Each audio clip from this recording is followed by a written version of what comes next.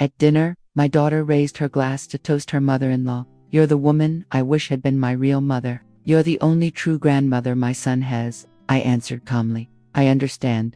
Then from now on, let her take over your life. I'm glad you're here. Stay with me until the end. And tell me, what city are you watching my story from? I want to know just how far it's traveled." I never thought I'd live to see the day my daughter stopped seeing me as her mother. She said it with a fork halfway to her mouth, like she wasn't 2 feet from me, like I wasn't the woman who raised her with scraped up hands and 100 silent sacrifices. "Honestly, I wish I had a mother like Colette." That's what she said, not even a glance in my direction. And just like that, the whole room froze. No glass clinks, no forced laughs, just the thud of my heartbeat pounding in my ears. Her husband let out a quiet chuckle, eyes stuck to his wine glass like it held answers. My sister shifted in her chair, awkward and unsure. I just stared, jaw slack for a second before it locked tight.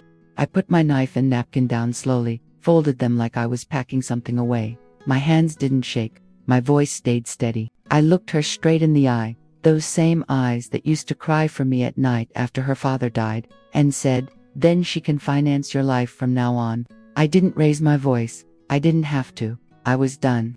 I pushed my chair back, the legs scraping the tile like a judge slamming down a gavel. No one tried to stop me. No one asked if I was okay. I walked out of my own home that night. Didn't take a bag. Didn't turn a key. I just left. I didn't even close the door behind me.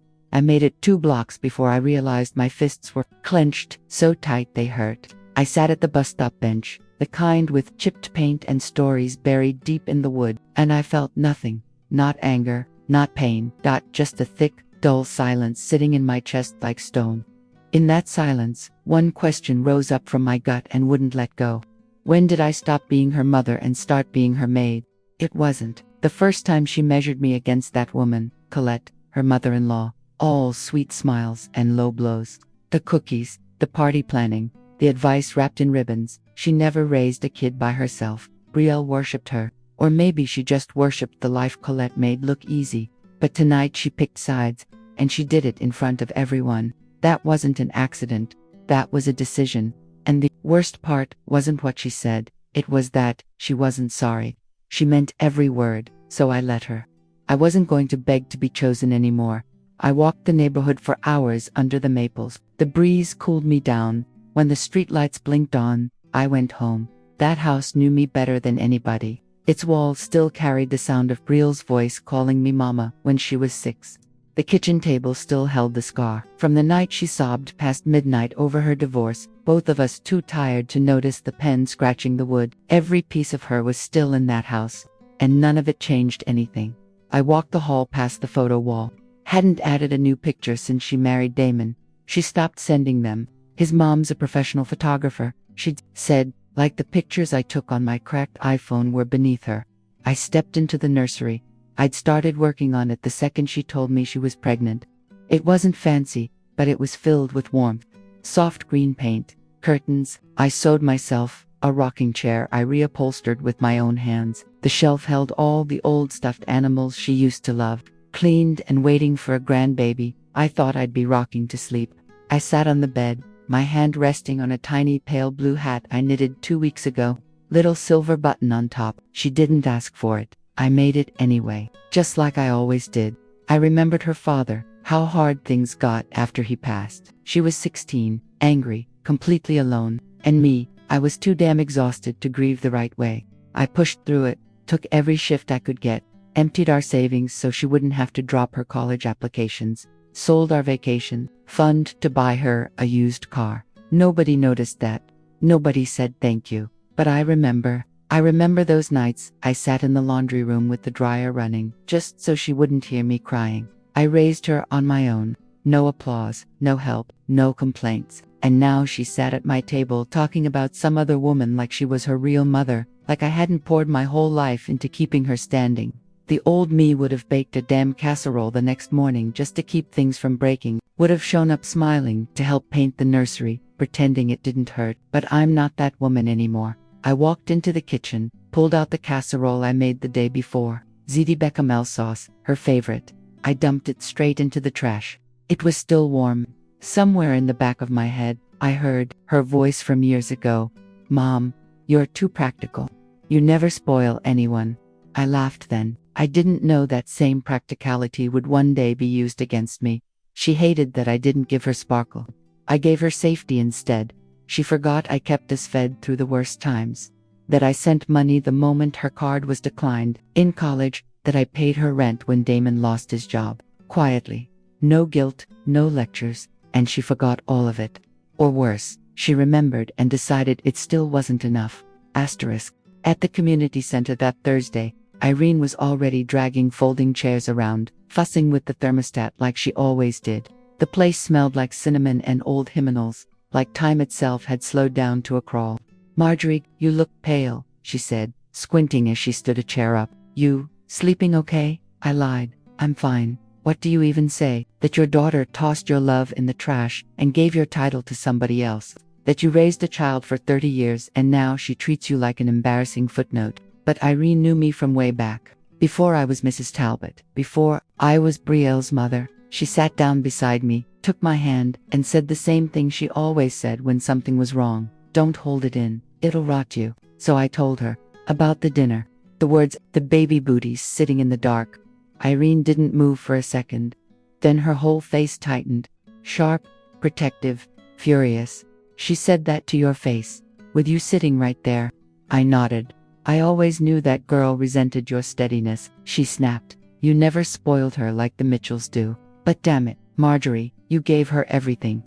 I was never the fun one, I murmured. Not like her mother-in-law with the wine nights and matching Christmas pajamas. Irene turned toward me, all in. She doesn't get to rewrite the story just because it's easier to love someone who buys cute outfits. You raised her. You gave her college. You bailed her out of that mortgage mess. You sewed her life back together every single time it came undone. I didn't speak. But something broke open inside me, and it wasn't sadness, it was clarity. I said slowly, I think she's always looked at my love like it came with conditions, because I didn't sugarcoat anything. You gave her dignity, Irene said. And now she's ashamed of the mirror you held up. That hit me in the chest. Maybe that's what this is. Maybe I remind Braille of everything she's trying to forget. Being broke, being scared, being raised by a mother who didn't wrap her love in ribbons and praise. Sunday morning, I got to church early, like always. I took a seat near the back, not out of humility, just habit. I liked watching people come in, their small nods, their quiet little rituals. It reminded me that even if your own kid calls you irrelevant, strangers still give you a nod of respect. Brielle was there. She hadn't noticed me slip in. She was out in the vestibule, chatting with one of the younger women. Her voice was bright and chirpy.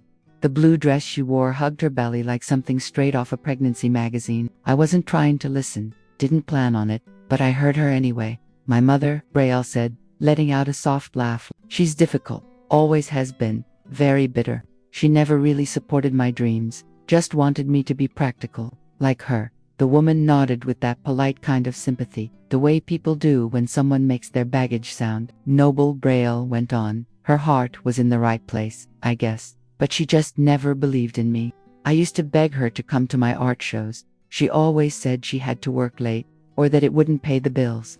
I think that kind of judgment shapes you. I didn't move, not because of what she said, but because of how easily it came out of her mouth. That art show, I remembered it.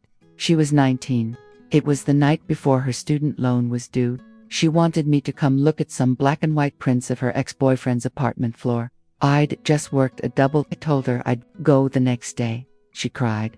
I still sent flowers. That turned into, she never supported my dreams. I bit down on the inside of my cheek until I tasted blood. Not out of anger, out of control.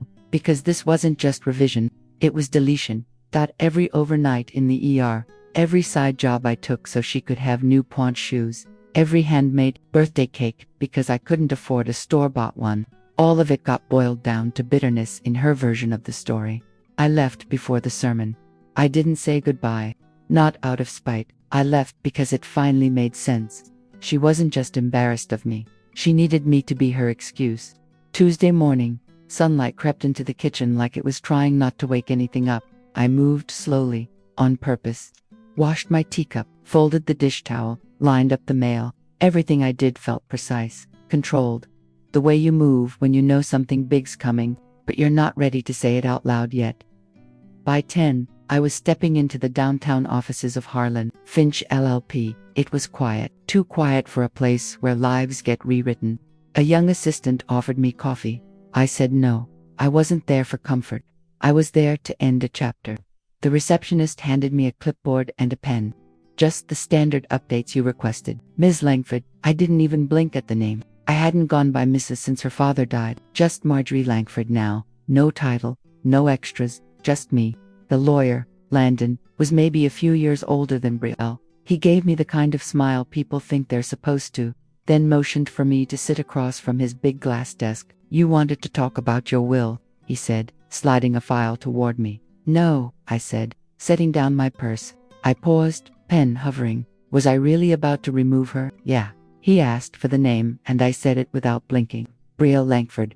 My only child. He looked up, caught off guard. Do you want to name a contingent beneficiary? I already had. I reached into my purse and handed him a folded letter. I'd written it that night after church, when sleep wouldn't come. It wasn't bitter, just direct. He unfolded it carefully and read, I want the money I'd set aside for her to go somewhere else. I told him, start a scholarship for single moms, the practical ones. The kind of women no one ever tells they matter. Landon hesitated, the details catching him off guard. You don't want to leave anything to family. I leaned back. Family isn't about blood. It's about who actually shows up. The paperwork was quick. The office ran smoothly. The signatures were clean. The ending felt ... calm. When I signed the last page, I felt something shift. Like I'd been holding my breath for a decade and finally remembered how to let it out. This wasn't revenge, not even payback. It was freedom. I walked out of that building lighter than I'd felt in years. The city buzzed around me, horns blaring, people hurrying to grab lunch or make it to whatever they were already late for. I didn't rush. I stopped at a bakery and bought a scone. Not for Brielle, not for anyone, just for me. Osberry still warm. That box had sat untouched for nearly 10 years, stuffed in the back of the linen closet, under old towels and unused candles. The cardboard had softened over time, edges worn, but it held as I brought it to the kitchen table. Inside were letters, dozens, all from Vernon, Brielle's father, my husband, gone 22 years this May. He wrote all the time when he was away, work trips, overnight shifts at the factory when they were short. Brielle used to roll her eyes.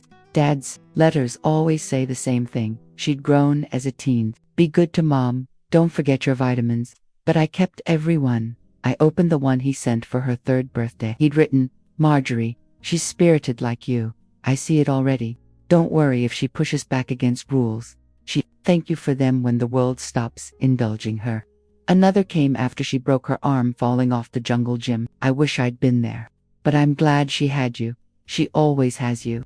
Then there was the one he wrote when she got into college. He underlined 3 lines. You were never soft. You were steady. She forget the difference until she needs it again, but don't let that harden you. There is strength in standing alone. Marjorie, don't apologize for being the rock instead of the sea.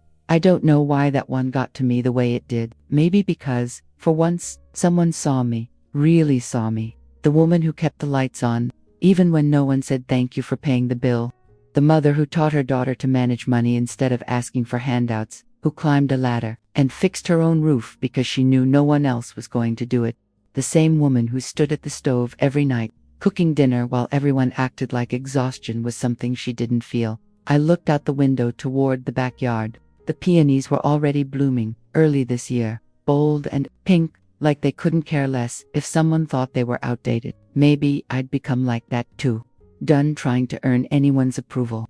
I folded the letters, tied them with a ribbon, and set them beside the scholarship forms. I wasn't going to chase Brielle for the truth. The phone rang that afternoon. While I was repotting the basil, I almost ignored it. But the caller ID said Brielle, and curiosity beat out instinct. I wiped my hands on a dish towel, took a breath, and answered. Hi, Mom, she said, her voice a little too cheerful. Hope I'm not interrupting anything. I could hear the practiced smile tucked behind those words. I'm home, I said evenly. But I've got things going on. A pause. Then she went on, pushing lightness into her voice. We're finally setting up the nursery, And I was thinking maybe, if you had time, you could come help me pick out paint colors. You always had a good eye for stuff like that. I held the phone away for a second, just looked at it like maybe it would tell me what this sudden shift was about. 2 weeks ago, I didn't matter. 2 weeks ago, I wasn't needed. Now, suddenly, I was talented with colors. I brought the phone back to my ear. I've got other priorities right now. Another pause. Longer. Oh, she said, caught off guard. Like what? I smiled. Just a little. There it was. That moment when she felt the shift in the air. I'm working on something personal, I said, steady. And I'm not available to help decorate. The silence on her end had weight. Not just awkward, wounded. Oh well, I didn't realize you were so busy, she said. Every word dipped in sarcasm. I am, I answered plainly. And I don't make time anymore for people who only call when they want something. That landed. I could hear it in the static. She tried to bounce back, but the cracks were already there. That's not fair. Mom, I just thought it'd be nice for the baby. I thought maybe we could do something together again. Is that what you thought when you called Rain the real grandmother at dinner? My voice was low, steady. She didn't answer. Did you think of me then? I asked again, sharper this time. When you said it, when you didn't even look at me. Did you forget I spent every single Sunday for 3 months knitting tiny socks and folding onesies for a room I'm not welcome in anymore? Her voice softened. I didn't mean it like that, but you said it like that, I snapped. Then quieter. And you didn't take it back. There was a pause. Long, breathless. She was swallowing something down. Maybe her pride. Maybe just shock at meeting this version of me. Well, she said finally, I guess I didn't know you took it so personally. And there it was. That quiet arrogance from someone who's never been told no. I'm not taking it personally, I said. I'm just not pretending it didn't happen. I waited a moment, then added, I wish you well, Brielle. I really do. But I'm not shrinking myself to fit into your life, just because it's convenient now. She let out a bitter breath. So what? You're just done with me now? No, I said. I'm done begging for a place I've already earned. So I did the one thing she never expected. I ended the call. I set my phone down on the table. Screen first, heart racing, not from panic, but with that sharp kind of rush that only comes when you finally break a cycle. The quiet that followed was solid, clean. For the first time in years, I didn't fold. I didn't offer to bring a dessert or soften my voice to make it easier. I just said no. The rumors started the way they always do, slow and quiet, until somehow everyone's heard it. Irene was the first to bring it to me. We were in the church hall, folding auction programs for the next charity event. She leaned in, barely above a whisper. You might want to know. I heard Brenda Faye talking at the salon. Said Brielle's been telling folks you're not doing well. I looked up at her, slow, not doing well. Said you've been forgetful. Keeping to yourself. Maybe early signs of something. The words sat between us like mold. Irene's eyes searched mine. I don't believe it, she said. But it's making the rounds. She's saying you left the baby shower group because you were confused, that you're struggling with everyday stuff. I blinked once. Then again, I didn't feel confused. I felt a fire burn clean through me. The kind of anger that doesn't yell, it sharpens. That girl, I said, steady, is rewriting the story faster than I can destroy the proof. Irene's mouth tightened. She's trying to take you down before anyone starts asking the right questions. And in that second, it clicked. Brielle knew she'd gone too far. Knew I walked out and didn't come crawling back. People were starting to pick up on it. So now, instead of facing it, she's making me look unstable. That way, if I ever open my mouth, she's already planted the doubt. I folded the last program, my hands trembling. She's not trying to move on, I said. She's trying to wipe out the witnesses. Irene stayed quiet. Then she reached into her purse, pulled out a small leather notebook, and slid it toward me. What's this, a record? She said. Start one. Write it all down. What she said, when she said it, what really happened. If she's going to question your memory, show her just how sharp it still is. I took that journal home and let it sit. 3 days. Not because I was scared, because I wanted the first entry to count. When I finally opened it, I started with the dinner. The details poured out like they'd been building pressure. Brielle's yellow dress. How her voice didn't shake when she called Colette the real grandmother. The way everything in the room froze. The exact words I said. The way I walked out. The silence afterward. Then I wrote about the phone call. The paint colors. The favor, the no, the second her tone changed.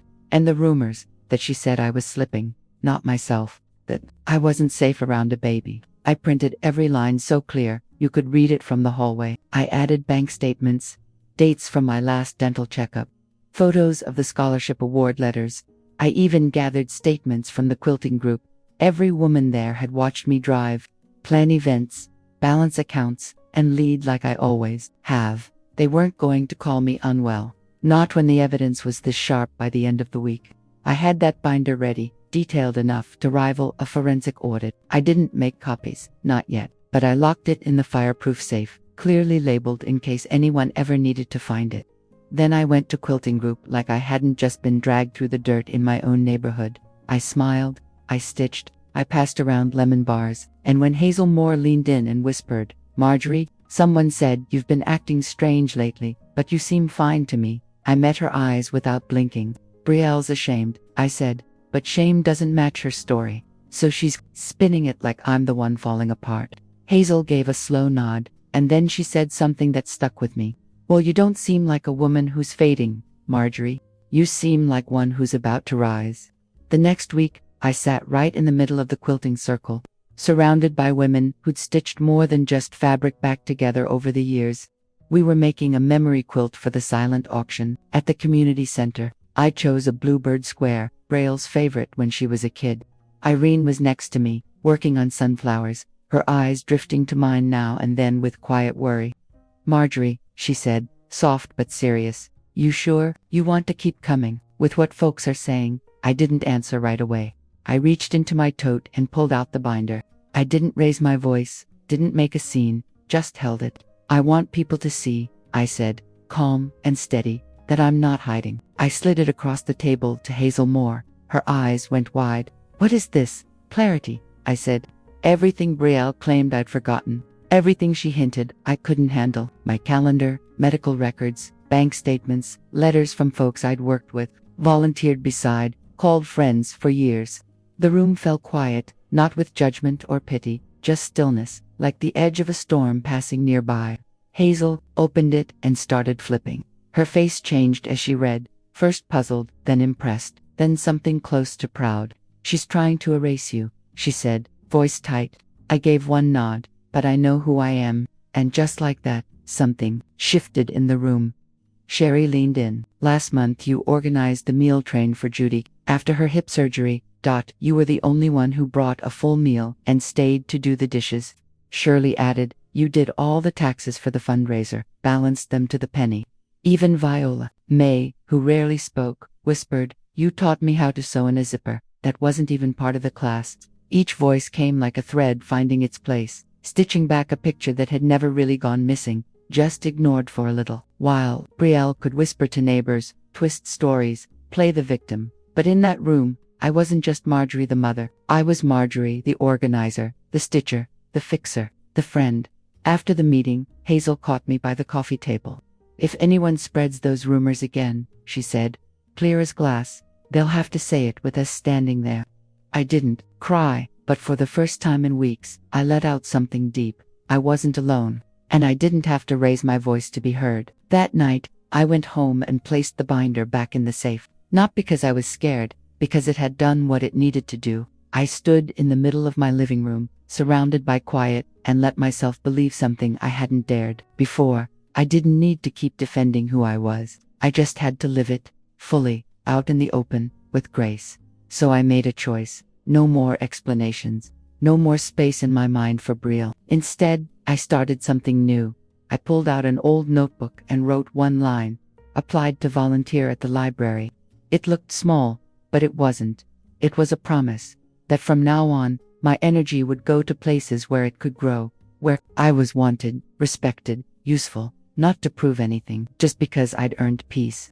The invitation came on a soft blue card, hand-delivered by Brielle's husband. I didn't invite him in. He showed up on my front step like someone handing over a gift-wrapped problem. "My mother was hoping you'd come by for tea," he said. "Thought maybe the two of you could work things out. You know, ease the tension." His voice was too smooth, too rehearsed, like he'd been told exactly what to say. I almost said no right then and there, but something in me maybe stubbornness, maybe curiosity, told me to go. Not for them, for myself. I threw on my favorite sweater, the one Brielle used to joke made me look like church furniture.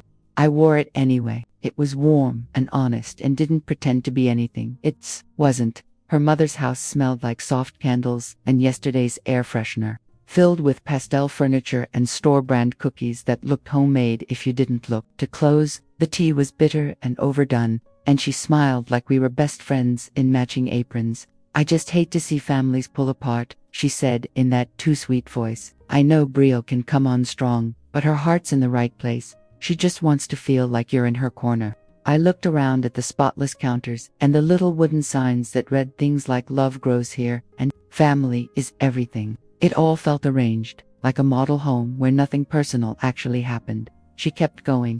Brielle mentioned there was a falling out, and I just thought, for the baby's sake, we could maybe come together. I know you've always wanted to be part of things. I took a sip of the tea, held it on my tongue before swallowing, set the cup down like I was putting a decision to rest. You already have the role, I said, calm and clear. You don't need me. Her smile flickered, like she couldn't decide whether to keep up the act or back away. I'm not mad, I told her. I'm just done pretending. There's a difference. But Marjorie, she said, almost pleading, surely there's room for two grandmothers. There's space, I said. What's missing is respect. She blinked like I'd slapped her. I raised Brielle when no one else wanted to. Not for applause, and not to be erased either. I stood up, fastened my coat. Enjoy your tea, I said, and the title that came with it, You've Earned Her Loyalty. Then I walked out, not angry, not bitter, just done, because not every olive branch is meant to heal. Some are bait, and I've learned the hard way which bridges are worth crossing and which ones burn you before you even get across. Later, they asked me to speak at the library. Just a quiet community event, mostly women, some gray-haired, some still getting their feet under them. The theme was resilience. Irene signed me up without asking. I thought about backing out, but I didn't. I stood in front of a few rows of folding chairs, fingers wrapped around a lukewarm paper coffee. I wasn't always by myself. I started after I've spent years, feeling unseen. A few heads nodded. I raised a daughter who no longer includes me in her victories, just the noise she grew past. That hit. I saw it in their eyes. That ache behind their smiles. The kind of grief that doesn't make a sound. The kind that comes from pouring your whole life into someone and being told later, quietly or not, that it wasn't enough. I didn't cry. I told them about dinners made out of leftovers and grit, about sewing her dresses when boutiques weren't an option, about showing up to interviews with change scrounged from under the seat, and how, after all that, I was replaced, traded in for someone newer, someone easier to digest, someone who says yes before thinking. My daughter tells people I didn't believe in her, I said, voice low, that I was bitter. A woman sitting across from me dabbed at her eyes. But belief doesn't always come dressed in pomp. Sometimes it sounds like, take the graveyard shift, it'll get your foot in the door. Sometimes it sounds like, no, we can't afford art school, but I'll drive you to every gallery in the county until someone remembers your name. The room went quiet then, not heavy, not tense, more like something sacred had settled in, like they were holding a memory together, careful not to drop it. I smiled, soft and sure. There was a time I thought I owed the world an explanation for how I raised her, like survival needed permission, but it doesn't. I don't need to justify staying on my feet. I don't need approval to feel proud. When it wrapped up, a few women came and hugged me. Some didn't speak, just squeezed my hand like I had said something out loud they weren't quite ready to say themselves. That night, I stood in front of the bathroom mirror, not as somebody's mom, not as somebody's regret. I looked at myself as a woman who'd walked straight through fire without ever letting the flames reach her daughter's feet. I waited until the morning of her baby shower, the one I never got invited to. I'd known about it for weeks, saw the photos online, blush-colored balloons, a tall, beautiful cake, a gift list stacked with items I once imagined buying, things I had, in fact, already bought months back, quietly, before the words, real grandmother, shattered the air between us. I didn't cry, I didn't scream. Instead, I lit a candle at my kitchen table and started to write. Dear this isn't a letter of bitterness, it's a letter of truth. You've decided to write me out of your story, and that's your choice. But I'm not going to stay quiet just so your version of the truth sounds prettier. I raised you. Maybe, not perfectly, but completely. I gave you everything I had. Time, structure, hard lessons. Love that didn't always come with a soft voice but never once gave up on you. I'm not coming to your shower, not out of spite, because I won't sit in a room where I'm invited, but unwanted. I've updated my will, not to punish, just to realign. What I leave behind will go to the hands that value it, where it will matter, where it will be cared for. I've enclosed the documents, legal, signed, final. I also included photos, the ones you've stopped mentioning, you, in my arms, at your first recital, me, clapping louder than anyone, you, wrapped in my coat with a fever that kept rising, me, holding up your college diploma, full of pride you never looked back to see. These moments happened, whether you rewrite them or not. You've chosen a new family now, one that flatters you more. That's okay. I won't fight for space, but I won't disappear either. If her love made you a better person, then be better to her than you were to me, with clarity, Marjorie. I sealed the envelope. No tears, just ink and truth. I mailed it that same afternoon. No tracking number, no return address. She'd recognize my handwriting. She'd know it was final. 3 days after the baby shower, I sold the heirlooms. They'd lived in my cedar chest for decades. My mother's gold locket, the silver tea set from my wedding, the hand-stitched quilt from my great-grandmother. Braille always assumed they'd be hers one day. When I have a daughter, she used to say, like it was already promised, I'll pass these down. She never asked if I agreed. To her, legacy was just waiting for her to show up. But I've learned legacy isn't blood. Legacy is respect, and respect is earned, not inherited. So I called a private buyer. He wore white gloves, spoke in a calm voice about care and origin. When he offered the price, I didn't blink. I didn't barter. I just signed the papers, handed over the pass, and watched him carry out what used to be a future. It didn't feel like letting go. It felt like stepping out from under something heavy. That same afternoon, I logged into my bank account and closed the last joint savings account I'd opened years back for Brielle, the one she never put a dime into, though she loved bringing it up anytime she talked about future crises. Then I took her name off as my emergency contact on every medical form I could find. And then I blocked her number. Not out of spite. I just needed the kind of quiet that only cutting ties could offer. The next morning, I changed the locks, not because she had a spare key, she didn't, but because I couldn't stand the thought that, once upon a time, she believed she could walk in whenever she pleased. I walked the house like someone airing out something that had been festering too long, opened the windows, dusted shelves I hadn't touched in weeks.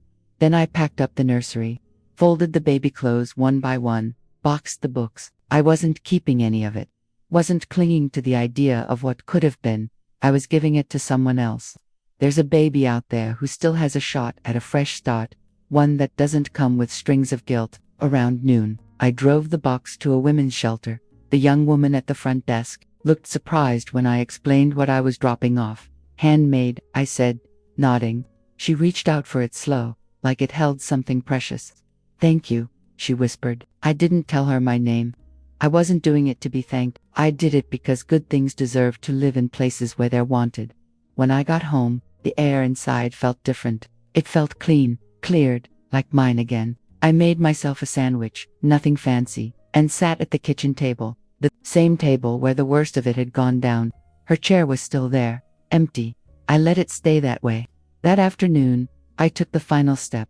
I logged into the PhotoCloud account, the one Brielle always assumed I'd keep paying for, and started downloading every picture that still meant something. Her with chocolate smeared on her cheeks as a baby. Me and Marcus holding her in the hospital. Her graduation day. Me in the same dress I wore at my own wedding because that's what I had. Then I deleted everything else, not to erase her, but to free myself from that version of her, the one who acted like just being born entitled her to every part of me. When the last photo disappeared, I leaned back in my chair and let out a long breath. I wasn't waiting for her to say thank you. I didn't need her to apologize. I just needed her gone, and now, she was. She showed up later, just after noon. No heads up, no knock, just the slam of her car door, and the click of her heels coming up the walk, heels I knew too well. You blocked me, she said as soon as I opened the door. Are you serious right now, Mom? I didn't move. didn't invite her in. I got your little letter, she snapped, holding up the envelope like a loaded accusation, and the will changes. Selling the family heirlooms. What the hell is wrong with you? Her voice carried. A jogger slowed on the other side of the street. A wind chime clinked faintly behind us. I stayed quiet, walked a few steps back into the hallway, picked up the second envelope from the table, the one she hadn't seen yet, and held it out. What's this? She barked. Read it when you're alone, I said. I won't be here when you finish. Her face twisted up, part confusion, part fury. What the hell does that mean? But I didn't answer. I didn't do what I always used to do. Didn't reach out, didn't soothe, didn't swallow my voice, just to keep hers from burning the house down. I stepped around her, walked to my car, and drove. I never looked back. Because she wasn't here to make peace. She was here to take back whatever she still believed belonged to her. But I'd already given it all away, not in bitterness. In truth, let her sit with that in a quiet room where there's no one left to clap for her lies. Let her sit with the sound of her own entitlement still hanging in the air. And let me finally become what I hadn't allowed myself to be in years. Gone. She read it. I know she did. I could feel it the next morning. The weight of the room had changed. That kind of silence only shows up after someone's been forced to face the truth they've used for too long as a shield. She didn't call, didn't show her face, but a message came through, the roundabout kind, of course. Irene told me Brielle had called out of work, canceled a baby shower brunch she'd been planning with Colette, said she wasn't feeling well. I smiled to myself. She wasn't sick. She was coming apart. The letter didn't sting. It didn't shout, it didn't accuse. It just held the truth, plain, sharp, documented, laid bare on page 1. Financial records, old scholarships, school bills I paid while she claimed I never stood behind her dreams. Page 2. Photos from every chapter of her life. Wounded, growing, standing tall. And my notes scrawled in the margins. I was there, every single time, even when she wouldn't look for me. Page 3. The baby clothes. Tags with dates stitched, by hand. A receipt from the fabric store, marked with a time before she ever told me if it was a boy or a girl. Page 4. Copies of the donation forms I signed. Scholarships carrying her name. Proof I took the inheritance she discarded and built it into something for someone else to rise from. And finally, the letter itself. Not bitter, not a scolding. Just memory, straight and unvarnished. I reminded her of what she used to say when she was 5. Couldn't sleep unless I sang Edelweiss. Of every school picture day, how I braided her hair just right, of how I held her close after the first boy broke her heart. And whispered, "You are still enough." I wrote, "You wanted a mother who gave you everything you asked for. I chose to raise you for a world that wouldn't. You dreamed of fairy tales. I gave you a home, clean sheets, a stocked pantry. You wanted soft edges. I gave you the spine to stand. And now you say I gave you nothing. But you're alive because I did what I had to. And you became who you are because I held the line no one else would." I ended it with the line I knew would cut deep, not because it was cruel, but because it was honest. If she raised you, better be better to her than you were to me. And I signed it. Your mother, but not your caretaker anymore. No openings, no call me sometime, no window to crawl back through, because I didn't need words. I needed the truth to take root inside her like a long winter. Irene called again that night. "She's been quiet," she said, like she hadn't expected that. "It's not the kind of letter you can just answer," I said. "It's the kind you either sit with or run from." Irene paused, then asked, "You think she ever come around?" I glanced out at the yard. The peonies were coming apart now, petals soft, sinking into the dirt. "I don't know," I said, "and I'm fine not knowing. Because this wasn't about Brielle anymore. This was about me." The calls started coming in again. Not from her, from the rest of them. First was Lenora. Her voice shaky, unsure. "I just heard ... some things. About what happened. About what you did with the scholarship. Marjorie." I had no idea. Then came cousin Francine. Then Irene's sister. Then my late husband's cousin. Someone I hadn't heard from in 7 years. They started showing up again. Slow and unsure, like water leaking through cracks in old pavement. They were cautious, careful, all suddenly acting like they remembered I was still around, and I could hear it clear as day in their voices. Guilt, the kind that settles in when you realize you didn't ask a single question. You just believed. Whatever Brielle said, they'd nodded along when she called me uptight, cold, maybe even out of touch. Not once had they asked for my side of it. I never offered it. I didn't need to. Every call wrapped the same way. Some version of "we should get together soon," or "sorry we didn't reach out earlier." And every single time, I gave them the same line: "I'm doing just fine." And I meant it. I wasn't inviting them back in. Not fully. Not anymore. Not out of spite, but because I've moved on from being the woman who needed people just to feel seen. I stopped chasing affection like it was a prize. Then, one evening, Irene dropped by with a casserole and that familiar smug smile. I heard from Hazel that Brielle's husband, Damon, has been poking around. I raised an eyebrow. About what? About you, your will, your money. He apparently saw the press release about the scholarship. Then she added, quoting him, "Marjorie was always more generous than people gave her credit for." I let out a dry breath, half a laugh. Now he wants to rework the story. Irene leaned back in the chair. Men like that always think they can spin the damage. But this wasn't some bad week for public relations. This was the image cracking from the inside out. I sat with that for a moment. Maybe he does see me differently now. Maybe he's starting to notice the holes in Brielle's version of me. But it didn't change anything. Because their approval doesn't mend the things they broke. It just confirms what I already knew to be true. That truth has weight.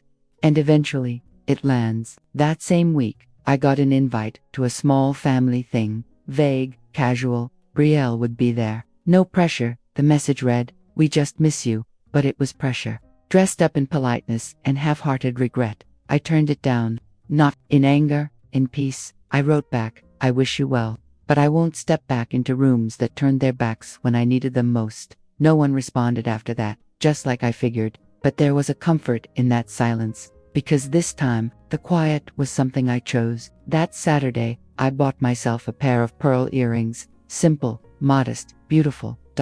I wore them to church the next morning, and I held my head a little higher, not for attention, but because I finally saw myself clearly. When Hazel leaned over and whispered, "You look like someone who isn't dragging around old baggage anymore," I smiled. Because she was right. I wasn't carrying the weight of being misread, or unwanted, or twisted into someone else's story. I was holding only what still mattered. My voice, my certainty, my name. The mornings came earlier now. Not because I had more to do, but because there was nothing I had to rush for anymore. I woke up without an alarm, let the coffee brew slow, let the light hit the windows however it wanted. There was no baby crying to houses down. No phone buzzing with guilt-laced invitations, no Colette on my doorstep with her sugar voice and clean lies. Just me, the kind of quiet most people don't understand until they've earned it. I started walking down to the library every Tuesday and Thursday. Not for books, I'd read enough, but to sit with the after-school kids, the ones who weren't picked up on time, the ones with latchkey eyes and stories they didn't know how to tell yet. I taught one boy how to use a sewing machine. He said it was dumb at first.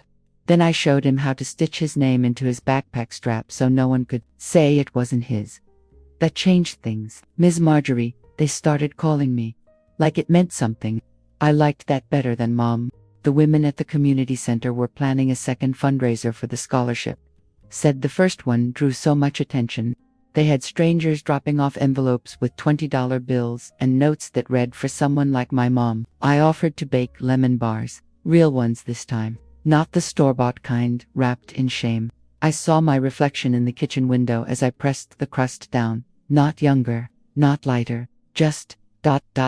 steadier. Like a woman who had finally learned to stop handing out pieces of herself to people who only showed up with scissors. One evening, I passed by the old dance studio. The one Brielle used to beg me to drive to, the one I could barely afford, where I sat through hours of clumsy pirouettes and whispered gossip from other mothers, who always had something store-bought and sparkling to offer. I peeked in through the glass. New faces now. Younger women. One of them looked up and caught my eye. Smiled. I smiled back. She didn't know me, but something passed between us anyway. A kind of knowing. You can raise a daughter and still lose her. You can build a life and watch someone else take credit for it. But if you survive it, if you make it out the other side without bitterness curdling your blood, you carry something even stronger than love. You carry proof. I started writing again, not to Brielle, not about her, just stories, little slices of life, that the tired woman at the corner store who still remembers every regular's name, the war vet who never speaks but always tips too much, the waitress who keeps a prayer card folded into her apron like armor. They were all me, in a way. I sent one of those stories to the local paper. Didn't think much of it. A month later, they printed it on the back page with a little note from the editor. Voices like this remind us who we come from. I clipped it out, not to frame it, just to remember that even if my own blood didn't see me, the world still could. One afternoon, as I watered the garden, a young woman from the shelter stopped by. Her baby was bundled tight in a second-hand stroller. She held out a card, handmade crooked edges, crayon smudges. Inside it just said, "Thank you. He sleeps warm."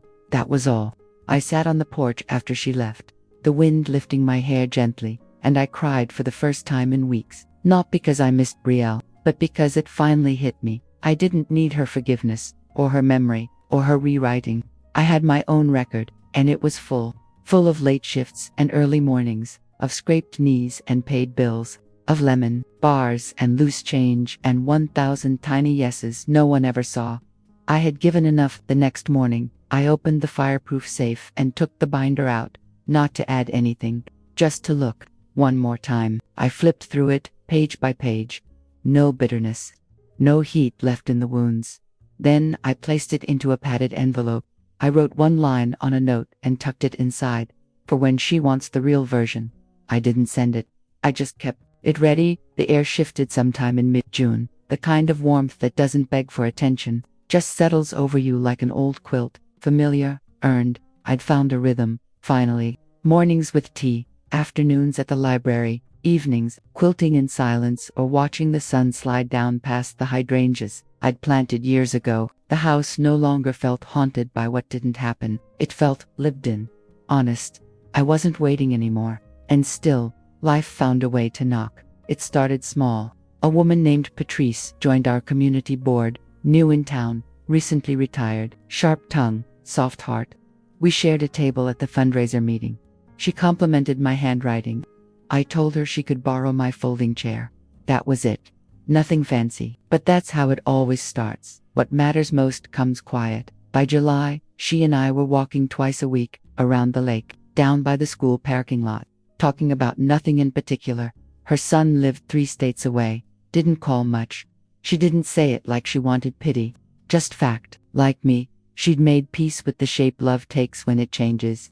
"We survive it," she said once, pushing her sunglasses up.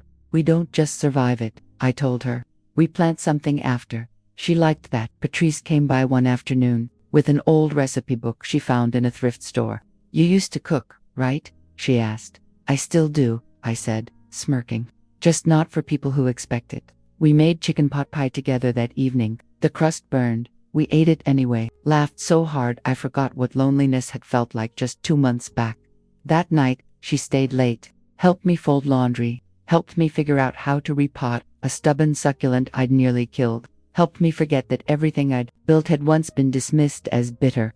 I never said it aloud, but some part of me was grateful for the burned crust, the unplanned companionship, the fact that I hadn't closed my heart entirely. I hadn't needed a daughter. I'd needed to stop bleeding for one. By August, the scholarship had its first recipient, a young woman named Kesha, 19, living in her aunt's garage with a newborn and a laptop that barely turned on. She wrote her essay like a prayer, no flourishes, just hunger, realness, need. I asked the board if I could be the one to deliver the check in person. The director hesitated. "You sure that's what you want?" "I'm not here for closure," I told her. "I'm here to witness something grow." Kesha met me outside the center, baby on her hip. She was smaller than I'd expected, but her eyes were older than they should have been. That's how I knew she was telling the truth. Life had already asked too much of her. When I handed her the envelope, she didn't cry. She looked me square in the face and said, "I won't waste this," and I smiled. I know. Later, I walked past the row of strollers by the lobby. One had a knitted blanket, soft green, with a silver button sewn in the corner. My hands knew that pattern before my eyes did. She'd found it in the donation bin. Something I made for a baby I'd never get to hold. Now another child would sleep warm. That was enough. That was everything. Fall crept in like forgiveness. Not loud, not sudden, just cooler air and a soft reminder that nothing stays heavy forever.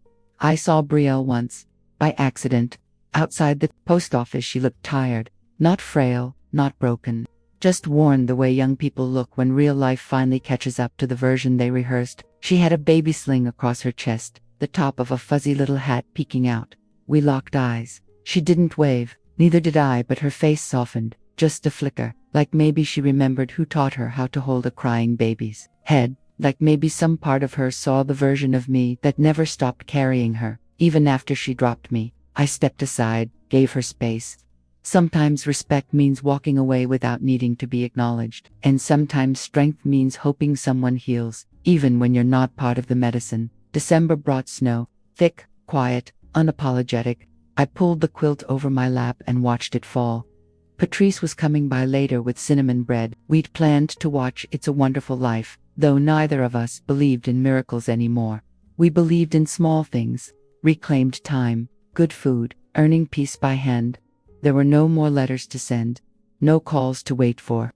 My name was off the emergency contact list. My will was sealed. The nursery had become a reading room.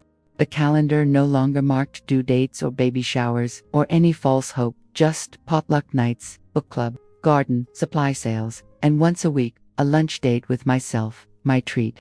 People say letting go feels like a cliff, but for me it felt like a porch light I finally turned off. The house was never empty. It was just waiting for me to come home. I was once a mother who gave her whole life to her daughter, sacrificing without a word, quietly piecing together a life in silence, only to be forgotten, replaced, and slandered in the end. After everything I've been through, I've come to understand this. Love isn't always sweet, but true love is always steady, grounded, and brave enough to stay still when others turn away. Kindness should not be something people accept as a given without gratitude. And protecting yourself isn't selfish, it's self-preservation. I'm not telling this story to hurt my daughter. I'm telling it to reclaim the truth for myself. So let me ask you, if your child denied everything you had done, erased every sacrifice with words light as air, what would you do? Would you stay silent to keep the peace, or would you speak up to hold on to yourself? I want to hear your honest thoughts. God always blesses those who live truthfully.